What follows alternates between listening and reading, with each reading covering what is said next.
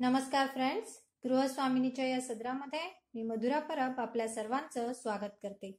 Friends, आज आपण मालवणी पद्धतीने छोलेची भाजी कशी करायची हे शिकणार आहोत। या ठिकाणी मी हे छोले चणे किंवा हे जे काबुली चणे आहेत ते साधारण 8 ते 10 तास भिजत घातलेले आहेत। आता सर्वप्रथम कृतीमध्ये आपण त्यांना वाफवून घेणार आहोत। यासाठी मी जेमतेम पाणी घातलेलं आहे चण्यांमध्ये आणि त्यामध्ये आपण मीठ घालून घेणार आहोत। साधारण अर्धा ते पाऊण चमचा मीठ या काबुली चण्यांमध्ये घातलेलं आहे। आता याच बरोबर आपल्याला यावर झाकण ठेवून एक बटाटाही मी कुकरमध्ये उकडवून घेणार आहे। सर्वप्रथम कुकरमध्ये दोन्ही आपण उकडवून घेऊया, त्यानंतर आपण पुढच्या कृतीसाठी आणि लागणारे साहित्य आपण पाहून घेऊया।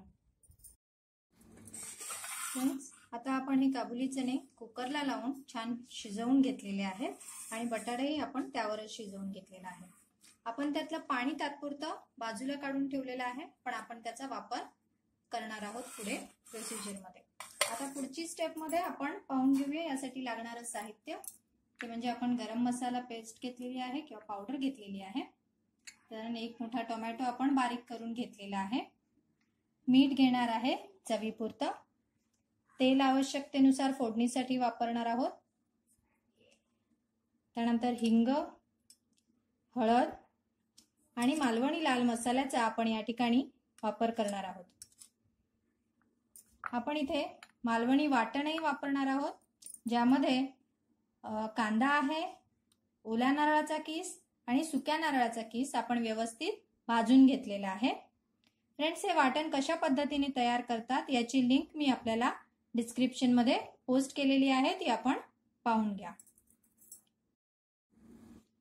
त्यानंतर या ठिकाणी आपण आलं घेतलंय, साधारण अर्धा इंचापेक्षा जास्त आलंय। 10 ते 12 लसणाच्या पाकळ्या आहेत, कोथिंबीर आहे थोडी आणि एक हिरवी मिरची आहे। आपण याची आता पेस्ट करून घेणार आहोत, तर त्याची प्रोसिजर आपण पाहूया। या ठिकाणी आपण तमालपत्राची 2 ते 3 पानं घेतलेली आहेत आणि अर्धा कांदा आपण बारीक चिरून घेतलेला आहे। चला तर मग कृतीसाठी सुरुवात करूया। एका बाजूला आपण पॅन गरम करण्यासाठी ठेवलेला आहे। त्यामध्ये आपण हे जे सगळे इन्ग्रेडियंट्स आहेत म्हणजे लसूण, आलं, मिरची आणि कोथिंबीर हे आपण हलकं परतवून घेणार आहोत। त्यामध्ये आपल्याला थोडासा तेलाचा वापर करायचा आहे। अगदी किंचितचा पाव चमचा तेल आपण यामध्ये घातलेला आहे आणि आता यावर आपण व्यवस्थित गॅस कमी केलेला आहे आणि हे इन्ग्रेडियंट्स आपण पॅनवर परतवून घेतो आहोत। अशा पद्धतीने तयार केलेली आलं, लसूण, मिरची आणि कोथिंबीरची पेस्ट आणखीन जास्त चविष्ट लागते। आपण नक्की अशा पद्धतीने ट्राय करा। आपण याला व्यवस्थित छान खमंग असा त्याचा सुगंध येईपर्यंत परतवून घेणार आहोत। साधारण अशा पद्धतीने आपण खरपूस हे आलं, लसूण, मिरची आणि कोथिंबीर भाजून घेतलेली आहे। आता मी त्याची पेस्ट करून घेते। अशा पद्धतीने आपण आलं, लसूण, मिरची आणि कोथिंबीर याची पेस्ट भाजून तयार करून घेतलेली आहे। आता आपण फोडणीला सुरुवात करणार आहोत। आपण कढईमध्ये साधारण 2 मोठे चमचे तेल गरम करायला ठेवलेले आहे। आता आपल्याला यामध्ये सर्वप्रथम कांदा घालून घ्यायचा। तेल छान गरम झालेलं आहे, त्याच्यामध्ये आपण कांदा परतवून घेऊया।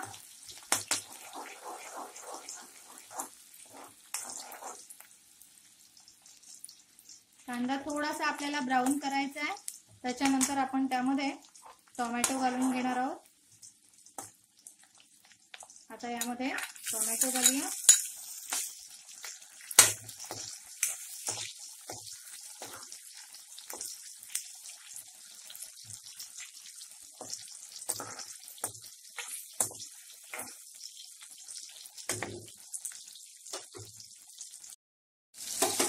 आता यामध्ये आपण तमालपत्राची पानं घालून घेणार आहोत आणि त्याला व्यवस्थित एकजीव करून घेतोय। तमालपत्र तेलामध्ये व्यवस्थित परतवून झाल्यानंतर आपण त्यामध्ये साधारण अर्धा चमचा हळद घालतोय.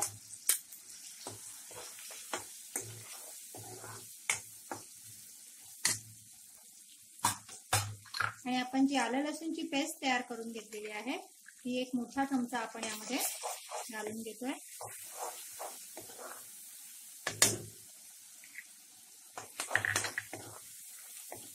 गॅस आपण आता थोडा मंद करून ठेवलाय. आता यामध्ये आपण साधारण अर्धा चमचा गरम मसाला पावडर घालून घेतोय.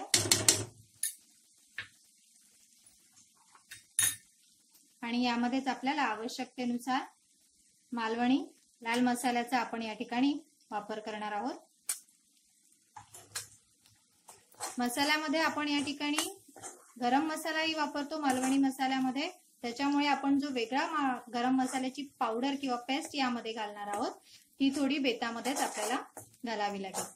अशा प्रकारे आपण याला व्यवस्थित परतवून छानशी फोडणी तयार करून घेतोय.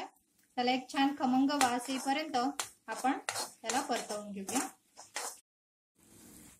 आता याला थोडंसं तेल सुटल्यानंतर या फोडणीला आता आपण यामध्ये हे छोले चणे घेऊया परतवून. त्याचबरोबर आपण हा बटाटाही जो बारीक कट करून घेतलाय तो यामध्ये घालून घेऊया.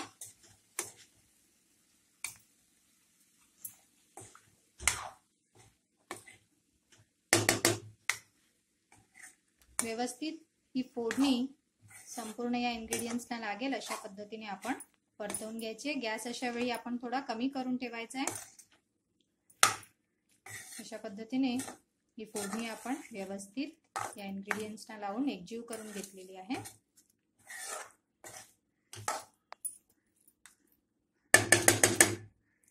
आता आपण यामध्ये जे हे छोले चणे उकडण्याकरिता आपलं पाणी होतं ते पाणी आपण घालून घेतोय. आपण आता गॅस थोडा फास्ट करून घेतलेला आहे.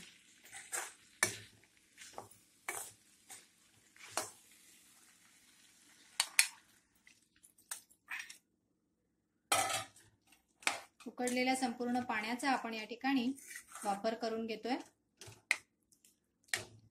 छोले चणे उकडवताना आपण त्यामध्ये मीठ घातलेलं होतं, त्यामुळे आता मीठ घालताना आपण बेतात अंदाजाने मीठ घालायचं आहे. आता या भाजीला जोपर्यंत एक छोटीशी उकळी येत नाही तोपर्यंत आपण या ठिकाणी जे मालवणी वाटण घेतलेलं आहे ते वाटण आपण वाटून घेऊया. आता या भाजीला हलकीशी उकळी आलेली आहे. आता आपण यामध्ये जे आपण वाटण वाटून घेतलेलं आहे मालवणी ते आपण यामध्ये घालूया.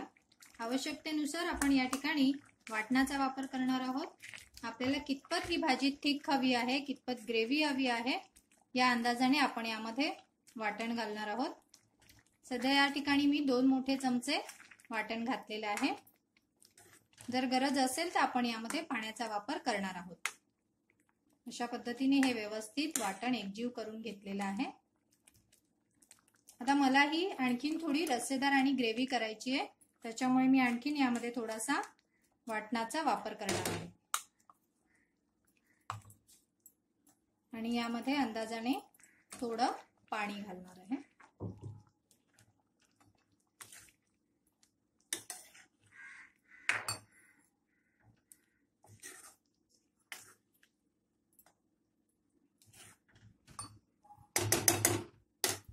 आता आपण यामध्ये मिठाचा वापर करतोय.